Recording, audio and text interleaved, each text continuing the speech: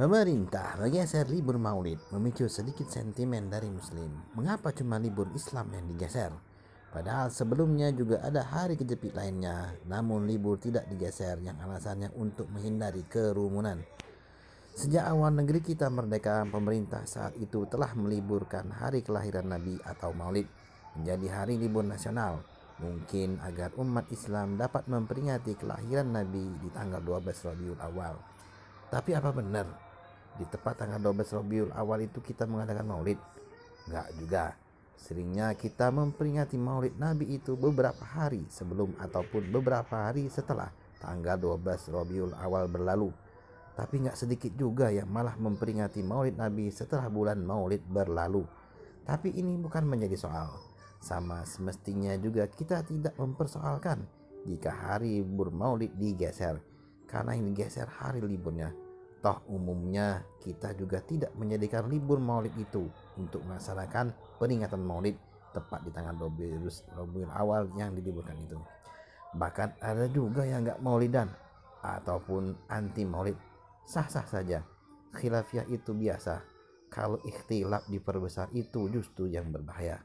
Misalnya ada teman kita yang bilang Maulid itu produk Syiah, karena dari sejarah disebut bahwa Daulah Fatimiyah yang Syiah yang dipercaya melaksanakan peringatan kelahiran Nabi untuk pertama kalinya.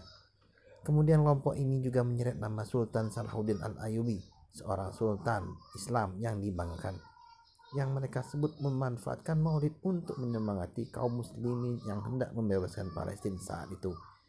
Yang kemudian hal ini dibantah sejarawan karena ada seorang traveler atau pengembara yang menulis jurnal perjalanannya menyebut bahwa saat itu ia singgah di Mesir di bulan Maulid di zaman Sultan Salahuddin.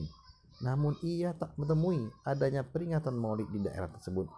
Namun ketika kita cek tahun sang pengembara itu tiba di Mesir, yakni pada 4 tahun sebelum Salahuddin berhasil membebaskan Palestina.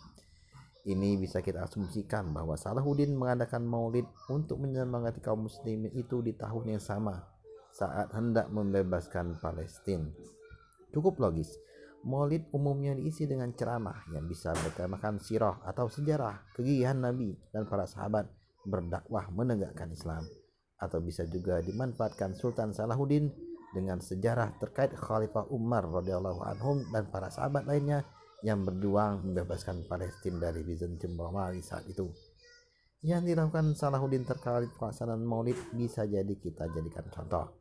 Memanfaatkan momentum Maulid untuk menyemangati kaum muslim tidak mesti sampai bisa membebaskan Al-Aqsa yang saat ini sedang dikepung Zionis, namun setidaknya dapat dijadikan momentum untuk menjadikan masjid di lingkungan kita bisa lebih bermanfaat bagi masyarakat sekitar masjid, yang mana selama ini masjid meminta kepada warga, bisa jadi nantinya masjid yang lebih banyak memberi pada masyarakat sekitar masjid.